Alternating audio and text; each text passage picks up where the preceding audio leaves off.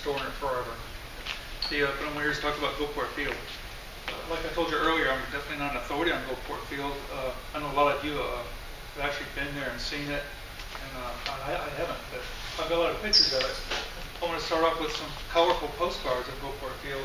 These linen-era postcards were kind of popular at that time frame, and Gulfport Field had two of them. This one right here that showed the men working on the airplane, putting on tires, getting in the cockpit, and the next one, this linen airplane too, of Gulfport Field right here. They kind of represent two different eras of Gulfport Field. The first one kind of shows you what Gulfport Field's first mission was, which was really to train mechanics. And then the second mission that they went to 2 years later was really to train bombing crews as a replacement for B-17s and later B-29s. Gulfport Field first opened in April 1942. If you scroll through there, Elizabeth, this is the two books that I brought with me today here from the two different eras too. That you're welcome to look at the different notes. This is from the first era right here, sustained alliance. I guess if that's the way you say it, it's Latin. It means always ready or always flying. I don't know what the literal interpretation is. The next one here, Elizabeth, it comes from the Air Force's Training Command. Here's a picture from the inside of the book. Air Force's Technical School and Basic Training Center in Gulfport Field, Mississippi. This book's from 1942, and it shows one of the aircrafts in the hangar. What did you say? Was it B-26? C-47. C-47, that one is. I don't know the aircraft real well. The told me about it earlier. If you go to my next slide there, right here. Colonel Alfred DeWitt, the way you say it, was the first commanding officer. He was a little older in the military. He came into the military service in 1917. And he was a pilot. He trained at Love Field, I guess, in Texas. And the aircraft they trained on was a GN-4 Jenny, which is a biplane they used for barnstorming and things like that. So he was a true pioneer in aviation. He didn't fly in combat. He was a little too young to fly in World War I. But he did train on aircraft all the way up through the time when he was transferred to Gulfport Field to open that center as an Air Force training site for maintenance. If you go to my next slide here, Elizabeth. Here's some pictures right here. First thing you can do at any military base is, of course, learn how to march, present the flag, and stuff like that. These three people right here, actually talked to Charles Sullivan about that, and he sent me a copy of an article where it actually listed who those people were. And the article gives their names, if I could see in the light. Here, Sergeant Clifton Scrubb, he was from Jackson, Mississippi. Sergeant Louis Faven from Springfield, Ohio, and Sergeant John Mills from Mobile, Alabama. So it's kind of nice that he did that research and actually found the original article and who those people were. He's an excellent researcher. Go to the next slide there. Here's another picture of the headquarters buildings right here in Gulfport Field. Of them probably just raised the flag right here. Oh, Lord. Right here, the Air Force is, Army Air Force is real proud of them raising the flag. It's actually retreat. Bring the flag down. Right here, this kind of sums up their mission. Keep them flying. That was their motto. And this postcard right here kind of demonstrates that. You see the way the guy looks right there. They really did dress like that. I think it's kind of realistic. If you go to the next picture, you'll see the uniforms they wore. And some of the pictures you'll see later, I don't know if they had a standard for their uniform. They come in all different sizes. You can see the Keep 'em Flying motto on that one too. And on the line where they check out airplane at Gulfport Field here. What airplane did you say this was? P-35. P-35. Go to our next slide there. I'll just kind of demonstrate some of the aircraft. This is the B-26 right there at Gulfport Field. They maintained, their goal was really to maintain all heavy cargo planes, and they include bombers in that too. The B-26, B-17. Next slide there, please. Here's a photo right here of some of the things they trained on. This was the 50-hour inspection of generator and propeller brush lengths on the P-43 right here in Gulfport Field. Our next view right here. This is a B-25 airplane where they're doing a test on the landing gear, retracting the gear. Right here they trained on the machine gun right there. That's an M2 50 cal machine gun. That the B-17 had 13 of them on it, I think. I have to go back and look at my notes.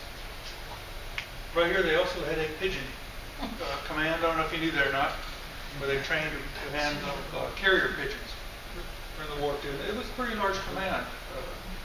30 or 40 people in that command. Surprising enough. You look at the variation in their uniforms there.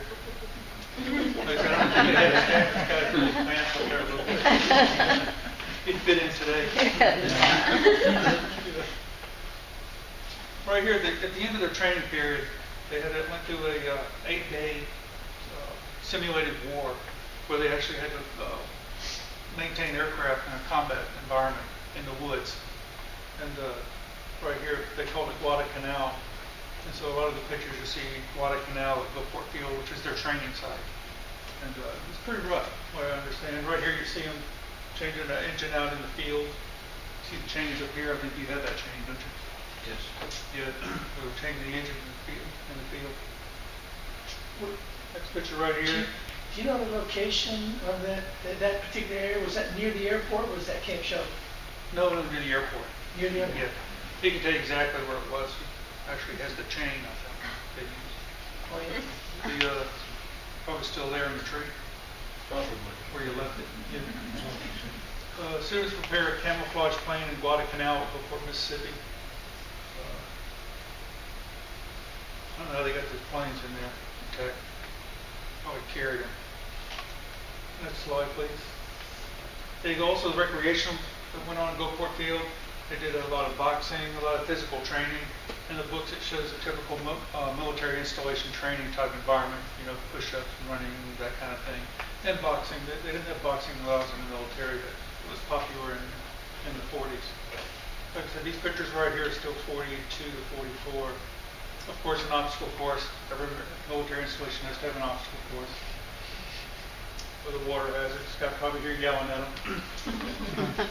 Somebody you're falling behind. I've been there. Right here, this is the other book I brought with me. You're welcome to look through right here. This is a book they published when they changed missions from maintenance to training air crews. And they're training crews for the B-17 and replacement crews for the B-29 Super Fortress later on for the 3rd Air Force. Right here shows two guys manning the waist guns, I think, in the B-17.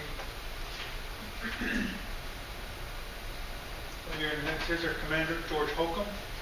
He was a lieutenant colonel because he didn't have very long in the military right then. He was, I think he came in 1930, 35 or 34 and graduated from West Point in 38. And by the time he went here in 1944, I believe, 44, then he had already a senior pilot in B-17. He never flew in combat though. In fact, the flyers before him never flew in combat either. So neither one of the commanders was combat pilots. Right here's a picture of what the sign they put up for Gulfport Field when the 3rd Air Force took over, Army Air Force.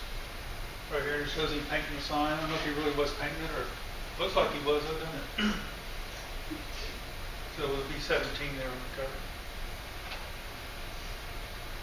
Right here, this is a real picture of what they really look like. I pulled that one from the cover of Life magazine of what they, how crowded it was inside the B-17. The other picture you saw, they weren't dressed up in all the cold weather gear with the helmets and masks and oxygen. Not a lot of room to move around in there. This is Gulfport Field right here. They're trying on gear, getting ready for a flight. Got pretty tall.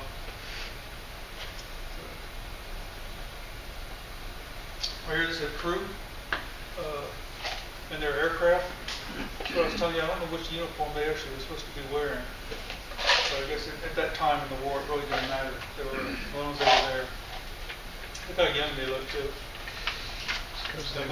Pardon? That's because they were. Yeah, they were. They were in their teens. You go to the next slide right here. Here's one of the crews that went through Gulfport Field, and I picked this one to show you how young they were. Young kids. I think I read a lot of them were 17, 18, 19. I read a lot of articles about the pilots there were a lot of B-17s that crashed here around locally, you know, when they were training, and some from Louisiana. And one of them actually landed at Keysworth. He was coming over the Gulf, and one of the engines caught fire and actually fell off the airplane. He had everybody else bail out, and he landed the airplane in Keysworth. He was 24 years old. So flew that airplane in there with no engine on one side. So, I don't know if they were brave or crazy or just young, you know. So, everybody here, this is B-26. There you go. Sitting on the field at Gulfport Field, that's the tower. Gulfport Field Tower. There, and next slide. That's a B-17, but it wasn't the Gulfport Field. The book that I have there, the flying days for the pilot training, actually shows very few aircraft. I don't even know if it shows a B-17 in there in its entirety. And I don't know if it was censored during that time frame or what it was, but they had no operational aircraft in the book. B-17, which was their primary mission, Fortress, I think it was actually flown first in the mid-30s and a fly-off to see which airplane they were going to buy. But the test plane, when it was flying its second flight, it crashed, killed the crew. And because it didn't complete the trials, they selected as an aircraft. And it wasn't until another year and a half later that the government came back and said, well, you know, we really like the B-17. So they went back and redesigned, put bigger engines on it, increased the payload and the range, and some more armament, some more guns, of course. And they started producing those. The name, the Fortress, came from a reporter in Seattle. When he first saw it roll out onto the deck, he was so impressed with the guns on it. He called it a Fortress, and the name stuck. And so then they actually named the next one Super Fortress after that one. B-17, I think it could carry 8,000 pounds, which wasn't a lot. Depending on how much fuel and the range it wanted to. They get 1350 cal guns too. Oh, here's a dance card. You'll see to me these from 1944 with B-17 on it. Jackie Garner, you didn't even know her. It only shows page 5 and 6 right there. That's the way it folded out, but it had, obviously it had dances all the way up to number 6. Two lucky guys there. Some other stuff you find from Gulfport Field too, Army Air Force matches. Most of the military installations had matchbooks that they published. I guess smoking was popular back then. So you see that from the Eastern Training Command, the Gulfport Field. I went and looked up statistics for surviving in a B-17 during the war. And depending on where you read it, it was anywhere from 30 to 60%, which wasn't good odds. And I tried to figure out which position was the safest. And none of those were either. Depending on who was flying it, and the report that you read, that was the most dangerous. So I think originally the aft part of the B-17 was more dangerous in a box formation because the fighters that came in after them would come in from the rear, fly from the rear and attack the outskirts of the formation from the rear. After a while, that wasn't advisable because of the guns they had on the back of the B-17. Pretty powerful in that box formation, so they started attacking from the front and trying to assault the pilots in the front of the aircraft. So depending on what time in the war frame, the tactics changed, and then they changed their tactics again because that wasn't real successful either, to actually dropping bombs from a higher altitude to airbursts down by the B-17s, which was pretty effective. I think it was toward the end of the war. So any more slides in there? Yes, I bet. Slide right here. Another aircraft sitting on Gulfport Field. And there aren't too many photos of aircraft on Gulfport Field. Like I said, I don't know if why they didn't print those or not. And the next one, is that it? That's my slides. Okay. Like I said, I don't have a lot to tell you about Gulfport Field. I've actually never been on the site. Yes? Gulfport Field, is it just with the airport? Airport area. Is now, or is it part of Bayview? Because there's an area in Bayview where you can see like a strip. Yeah. It's paved. Was it part of Bayview too? You know, I'm not real sure. I think it was, it's spread out. I think it was, I have a size of it right here somewhere when it was, at its peak. Some of these guys could probably tell you exactly where the borders of it were. I don't have an aerial map. I think it was 12,000 acres of property. It says in that area, so it was pretty large. Yeah. The aerial view that, I have on the chart. yeah, I have these postcards posted now on the website, Yeah. so you can go and look at them there. And I've got some aerial views that he didn't show, and it looks to be on the western side of Highway 49. That's where Gulfport Airport was. Right, that's what. Yeah, that's where the airport was. First municipal airport. Yeah, which is why I didn't include the pictures because they're, I'm a bit confused on that, yeah, the field because where the airport is now. the National Guard, And National Guard base, the National Guard was on the east side of which is where 49. Gulfport Field is. And that's where Gulfport Field is now. Yeah. But the original field, Original airport. airport. They used it initially in the, for training for the Army out there at the municipal airport. I see. That's Okay. where I was born in 1930, so I knew about it. But I have, when you finish it. I Well, have- some of those photographs that you referred to actually have the, show the military antennas out there, and I think the years, I think they said was 1938 or when was it? 1930s, right? 30s or When something. they were building Gulfport Field, really. Yeah, but the, Transferred over to Gulfport Field. the notes that I read, Gulfport Field really wasn't activated until 41 or 42, or around 42. So the dates that I see on those photographs don't really line up with the research that I've done. So again, I haven't figured that out yet. Well, Exactly what those photographs are. Gulfport Lake was where they dredged out Bayou Bernard to get the fill to do the airport. The airport. That and Courthouse Pier was also the result of that, Was because it? they brought shells and rock in there and unloaded there and hauled it up straight up Courthouse Road to Gulfport Field. That's how you got that jetty out there, initial jetty at Courthouse. It was built pretty quickly, very quickly. I looked at the dates. It was activated in April 1942, and I think occupied in September, so 6 months or something.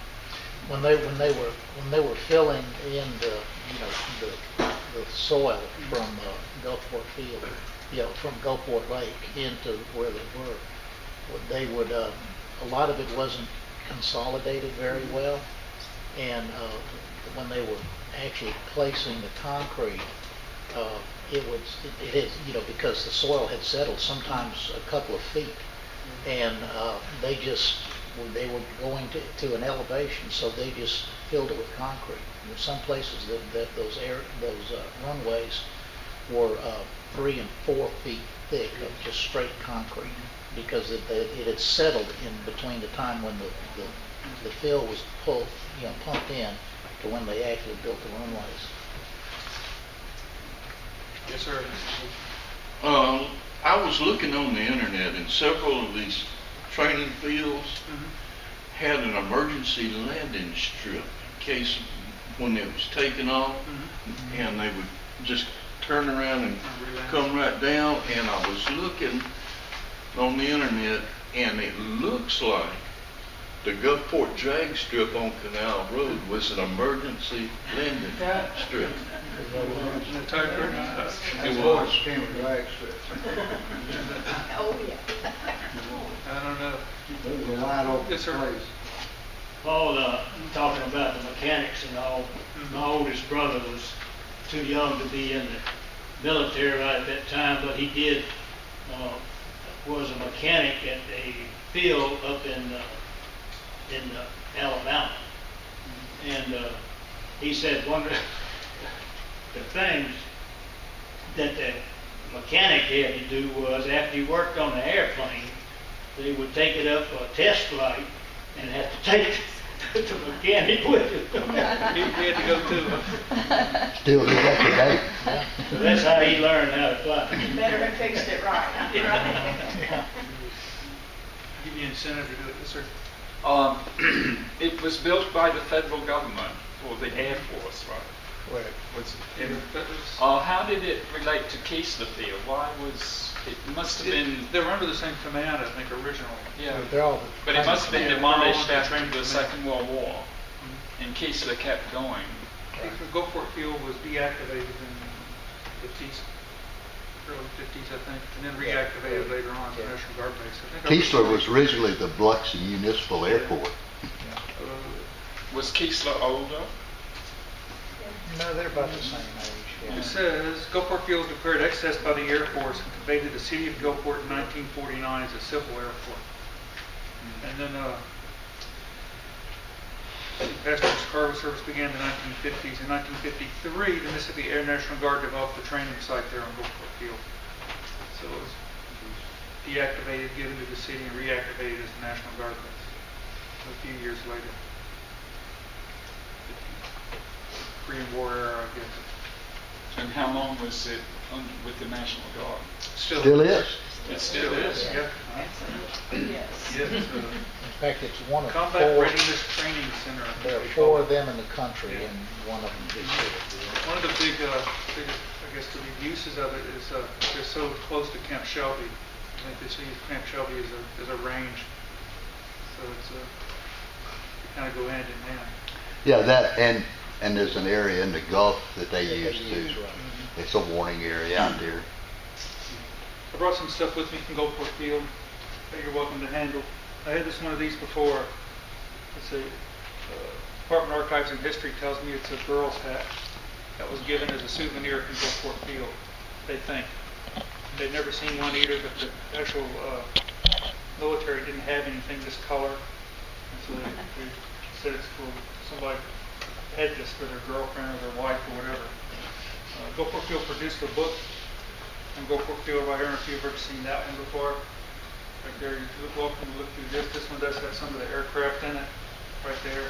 And of course, every military site had to have one of these, right here, hanging on your wall. And you see these occasionally, right there, in Gulfport Field. And of course, I brought one from Keysword too, because it actually had the same command logo on it as a Gulfport Field different aircraft and some anti-aircraft guns. And an Army Air Force sign right there too, which the Air Force would have had.